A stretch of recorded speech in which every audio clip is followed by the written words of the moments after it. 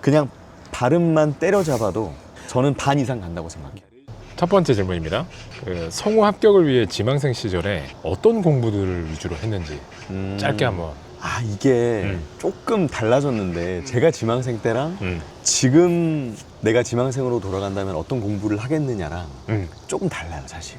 오. 일단 제가 지망생 때는 저도 약간 그런 체계는 없었어요. 지금도 이제 많은 성우 학원들에서 이제 단문 주고 연기시키고 코칭 받고 이게 거의 메인이잖아요. 주로 그런 수업을 많이 하고 저도 그랬었는데 학원에서는 단문 연기로 코칭을 받고 집에 와서 내레이션이든 발음 연습이든 그런 연기 연습을 따로 또 했었죠. 근데 지금 생각하는 건 뭐냐면 합격까지는 모르겠어요. 합격까지는 어떻게 2차, 3차, 4차 정도의 시험을 보고 합격까지는 할 수 있지만 결국 합격하고 나서 그 뒤에 어떤 내가 퍼포먼스를 보여주느냐가 앞으로 성우로 장기간 먹고 사는데 중요하다고 생각하는데 맞아요. 제가 부족했던 거는 사실 기본이었어요.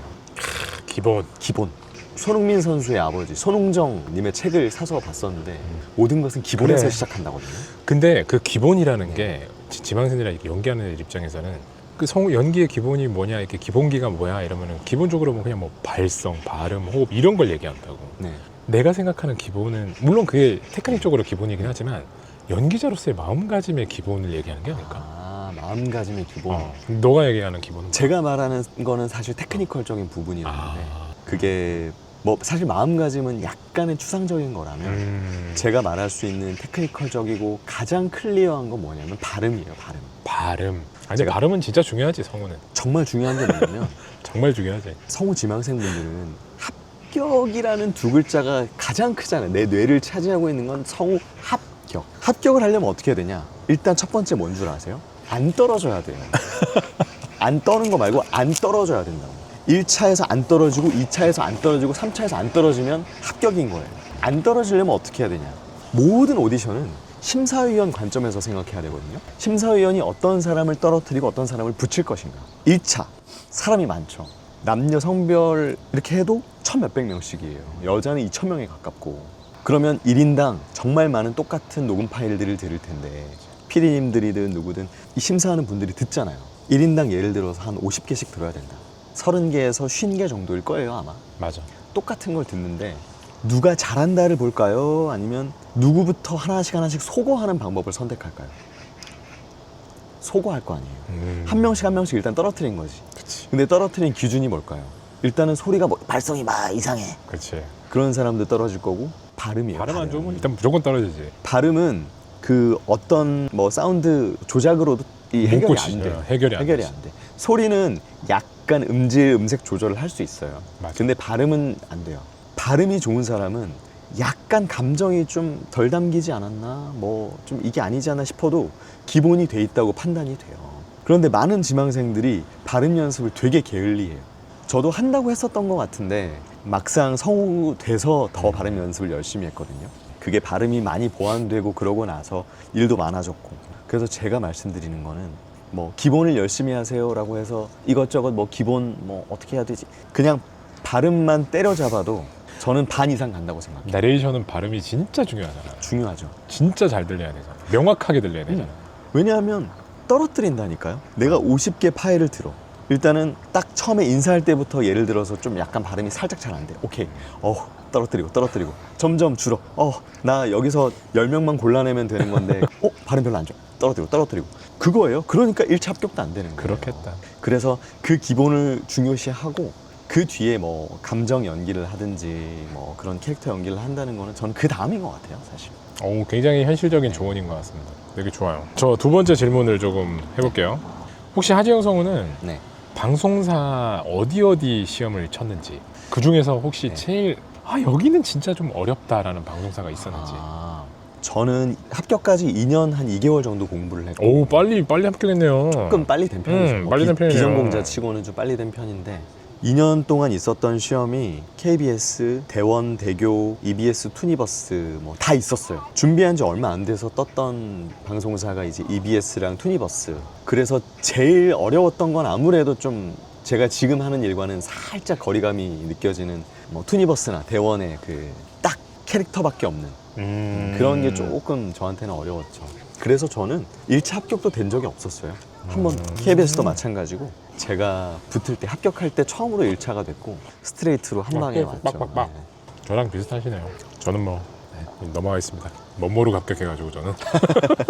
네, 세 번째 질문입니다. 연기자가 되겠다는 꿈을 품게 된 이유. 하지영 성우는 난 왜 연기자가 되고 싶었을까? 야, 이것도 오래 거슬러 올라가는데 연예인에 대한 약간 동경이 좀 있었어요. 저는 부산은 지금이 촌동네라고 하긴 좀 그렇지만 저 입장에서는 부산 해운대가 되게 서울과는 정말 멀리 떨어져 있는 외진 곳이었고 저는 20살 때 처음으로 서울을 와봤었거든요. 그전에 서울 온 적도 없었어요. 그래서 TV에 나오는 사람들을 동경했었고 개그맨이나 이런 사람들이 되고 싶다는 생각을 항상 많이 했었어요.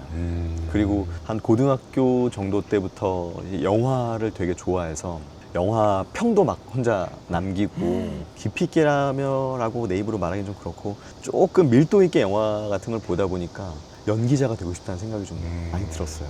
그래서 고등학교 때 저희 모의고사 치면 그 내가 원하는 대학 지망을 넣어봐요. 저희 때랑은 지금 교육 과정이 좀 다르겠지만 한 3군데 막 넣어보거든요. 그때 이제 한창 연극영화과로 유명했던 중앙대 연극영화과 중앙대. 이런 거 써보고 근데 합격이 나왔죠. 모의고사 칠 때는. 왜냐하면 그때는 실기 같이 봐야 되는 거니까 뭐 수능 비중은 크지 않으니까. 하지만 저는 안타깝게도 시골 사는 내 약간 자격지심 있는 시골 지심이 있는 좀 약간 쫄보라 가지고 나보다 시골이었겠어요. 난 경산이었네. 위치적으로는 좀 가깝죠.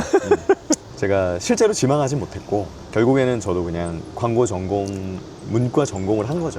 근데 항상 그 마음은 있었어요. 그러다 보니까 저희 대학교에 마침 영상영화과가 있어요. 그리고 저희 과에 영화 만드는 소모임도 있었어요. 거기에 결국 다 품앗이 하잖아요. 야 출연 좀 해줘. 맞아. 해줘. 네, 해줘. 출연 좀 해줘. 뭐 맞아. 이렇게 좀 해줘. 그렇게 이제 영화 소모임이나 이런데 배우로 출연도 해보고. 그리고 제가 한 4학년쯤 됐을 때 이대로 그냥 졸업하긴 너무 아쉬워서 영상영화과 수업을 복수 전공은 아닌데 그냥 들었어요.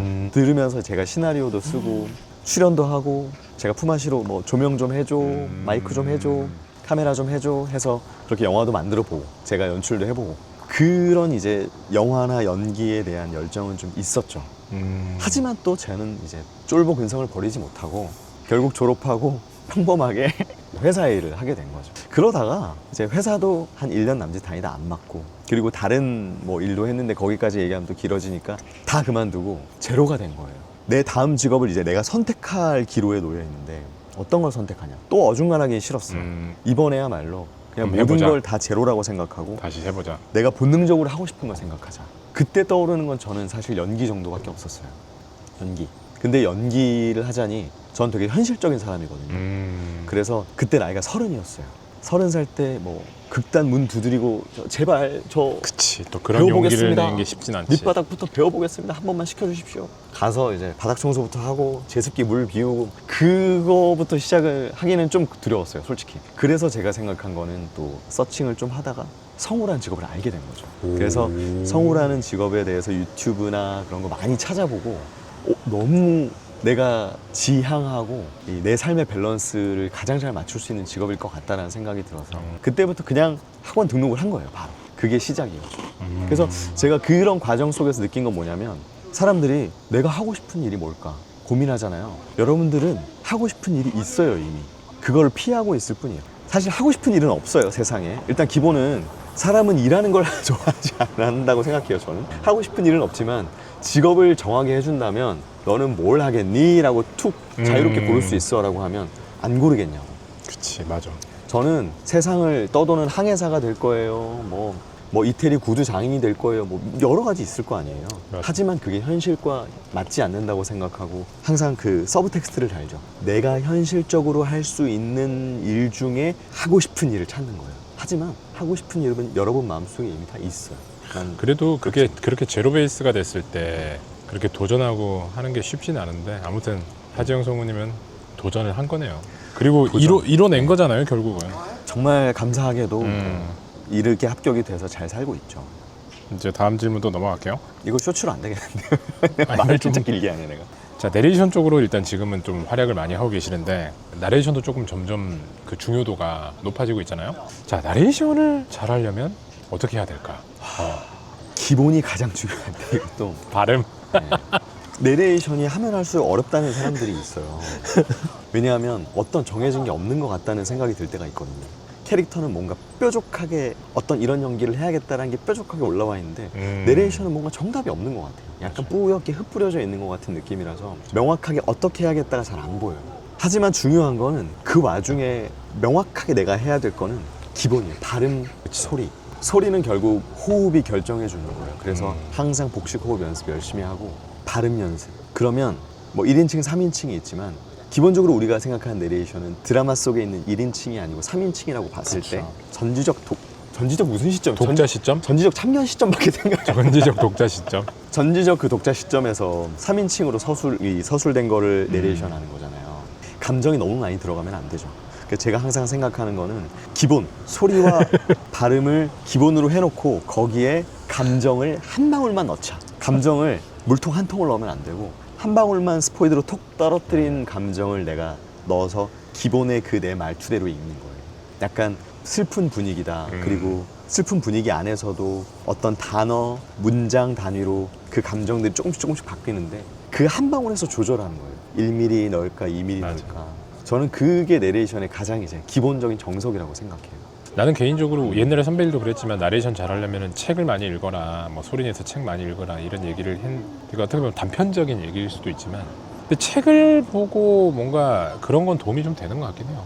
왜냐면 나레이션은 혼자서 그 서사를 다 끌고 가려는 힘이 있어야 되니까 그게 있어야 나레이션을 좀 더 잘할 수 있지 않나라는 생각이 좀 들어요. 책을 많이 본다는 게 되게 중요한 게 책을 많이 보고 그 활자에 익숙한 사람일수록 문장 구조나 이런 거를 잘 파악해서 정확하게 잘 전달을 하기가 맞아요, 좋죠. 맞아요. 그리고 여러분 만약에 내레이션이나 이런 걸 연습하고 있다면 무턱대고 많이 읽지 마세요. 저는 하루에 30분, 1시간씩 책을 읽는데요. 성우들 중에도 하루에 30분, 1시간씩 책 읽는 사람 물론 계시긴 하지만 생각보다 많죠. 없어요. 진짜 양이 많아요. 30분 동안 읽으면 양이 많아요. 엄청난 페이지를 읽는 건데 그렇게 무턱대고 읽으면 안 돼요. 왜냐하면 그렇게 읽으면 문장 대처 능력은 좋아져요. 오독이 줄고. 하지만 발음이 좋아지게 하려면 무턱대고 읽으면 안 되고 발음은 결국 조음기관 근육이 만드는 거거든요. 맞아. 이 근육을 스트레칭 시키고 더 자유자재로 움직이게 하기 위해서 근육을 크게 쓰는 연습을 해야 돼요. 나는 어디를 걷고 있었다. 이렇게 해야지. 나는 어디를 걷고 있었다. 그런데 갑자기 누군가 나에게 외쳤다. 이렇게 읽다 보면 안 좋은 작게 벌리는 조음기관을 조금만 쓰는 그 습관이 익숙해져서 더 점점 발음은 안 좋게 돼요. 오독은 없더라도 발음은 안 좋아지는 거죠. 10분, 5분을 읽더라도 크게 읽는 연습을 해야 돼. 정확하게 그 활자 하나하나, 음절 하나하나 정확하게 꼭꼭 씹어서 발음하는 연습이 돼야지 발음이 점점 좋아져요. 그거 좋은 아이디어인 것 같아요. 단골 멘트지만 마지막으로 해주고 싶은 성우가 되기 위해 성우가 되기 위한 분들을 위해 자 한마디 한번 해주시죠. 딱히 성우라고 국한지을 수는 없지만 그냥 연기를 하고 싶어하는 분들을 위해 연기자가 되고 싶어하는 분들을 위해. 이거 되게 어떻게 들릴지 모르겠는데 처음과 괴를 좀 같이 합니다. 여러분 연기를 하려고 태어난 사람이 아니에요. 목숨 걸지 좀 마세요. 거기 여러분이 맡은 거는 여러 가지 역할이 있어요. 세상에 태어났을 때 엄마 아버지의 아들, 뭐 누나의 동생, 어떤 누구의 아버지가 될 수도 있는 거고 여러 가지 역할들이 많은데 왜 연기나 음악, 뭐 연기, 지금은 연기니까 내가 연기를 하기 위해 태어난 사람처럼 너무 목숨을 거는 것 같아서 그게 자기의 행복을 깎아먹고 있진 않나 생각하게 되고, 그리고 제가 무엇이든 물어보살에 연기 지망하시는 분이 나온 적이 있어요. 그래? 거기 달렸던 댓글 중에 되게 공감이 깊게 갔던 게 있어요. 가능성에 중독된 사람. 막상 자유연기 하나 시켜보면 제대로 하진 못하지만 자기는 차비를 아끼기 위해 뭐 한강 대교를 뭐 몇 킬로씩을 걸어 다니면서 자기는 그렇게 열심히 산다 라고 착각하고 있는 거죠. 그리고 막상 되게 막 부딪히고 일단 오디션 뭐 자유연기 열심히 준비해서 부딪히고 이렇게 하지 않고, 사실 중요한 거는 진짜 연기자가 되려면 연기 잘할 수 있게 열심히 하는 거고, 연기 외에 내가 걸어 다니고 뭐 이게 뭔 소용이 있는 거야. 그래서 백수가 과로사 한다 그러잖아요. 헬스 갔다 와가지고 나 열심히 살았어. 백수가 아니게 되려면은 일자리 구하는데 최선을 다해야 되는 거지. 영어 점수를 높인다든가. 야, 정말 현실적이시네요. 현실적이죠. 야. 면접을 어떻게 잘 멋있네요. 볼지를 그걸 해야 되는데 자기 헬스 갔다 와서. 그러니까 일자리 구하는 것과 동떨어진 걸 하고 와서 나 열심히 살았어라고 착각하면 안 되고 일단 핵심부터 열심히 하고 그 남는 시간에 자기 개발을 하고 하는 건 좋은 거죠. 근데 그 얘기 진짜 좋은 것 같아요. 뭐가 핵심인지를 본질을 파악하고 사느냐, 그렇지 않느냐는 진짜 중요한 것 같아요. 저희 전속 때도 선배님들 와서 그런 얘기 해주신 분들 많아요. 프리 되면 시간 많이 남으니까 자기 개발도 많이 하고 집에 누워있지만 말고 열심히 뭐 이것저것 맞아. 취미도 가져보고 해라. 나가서 사람도 운동하고. 만나고 운동도 하고 뭐도 취미도 가져야 근데 얘기야. 그게 거기서 중요한 거는 빼먹은 게 있어요. 일단은 샘플 만들고 샘플 보내고 이거를 맞아. 다 어디다 열심히 뿌려라. 해놓은 다음에 그 다음에 자기 맞아. 개발하고 운동하고 다른 것들 서브적인 것들 내가 채워넣는 거지. 핵심은 다 빼먹고 맞아. 포장지를 어떤 걸 예쁘게 고를까를 이 알맹이는 없는데 포장지만 어떻게 예쁘게 만들지 고르고 안 돼요. 그렇게 하면. 그러니까 공허한 프리의 삶을 이렇게 어떤 식으로 이겨내라라는 그냥 그쵸, 추상적인 얘기만 하지, 뭐 마이너스 통장 만들어라는 등 그런 얘기만 해줬지. 곁까지 얘기만 하죠. 진짜 너처럼 나가서 뭐 어떻게 녹음실에 나를 알려야 되고 이런 굉장히 현실적인 정말 그런 얘기들은 거의 해준 분들이 많이 없었잖아. 맞아요. 녹음실에 이런 식으로 메일 보낼 때 내용은 이래야 된다. 샘플 정리할 때 파일명은 이래야 된다. 맞아. 이런 구체적이고 디테일한 것들이 사실 알고 보면 맞아. 훨씬 중요한 언제 샘플 달라고 연락 올지 모르기 때문에 항상 핸드폰이나 뭐 이렇게 들고 다니다가 파일을 가지고 다니다가 그런 연락 오면 바로바로 보낼 수 있어야 된다. 그쵸, 이런 그쵸. 현실적인 얘기를 해준 그쵸. 사람이 거의 없었잖아. 그쵸. 그게 중요한데 이제 선배님들은 그거는 알아서 너네가 잘 할 테니 라고 저희를 과대평가하셨던 걸 수도 있죠. 그 외에 너네 누워있지 말고 나가서 사람도 만나고 뭐도 배우고 해라 이런 얘기를 하셨으니 저도 나중에 깨달았어요. 아 결국은 핵심이 먼저 되고 그래. 그 다음에 시간이 남을 때 딴 걸 해야 되는 거고. 맞아요. 하재영 성우님 오늘 네. 좋은 얘기 많이 해주셔서 감사합니다. 도움이 됐는지는 잘 모르겠는데 아니에요. 제가 그러나. 평소에 이런 생각을 정말 많이 하긴 했거든요. 그래서 저도 모르게 너무 많은 양을 쏟아낸 것 같아서 조금 민망하지만 아니에요. 고맙습니다. 한번 감사합니다. 인사해주세요. 감사합니다. 네, 감사합니다. 바이바이. 소리선 화이팅. 안녕하세요. 반갑습니다. 자기소개 좀 해주세요, 하재영 씨. 자기소개 이거 직업적인 걸 얘기해야 되는 거죠? 자, 마늘빵. 마늘빵. 오늘 빨리 하재영 먹어보세요, 씨. 진짜. 하재영 씨가 오늘 마늘빵 사줬어요. 진짜 맛있어요.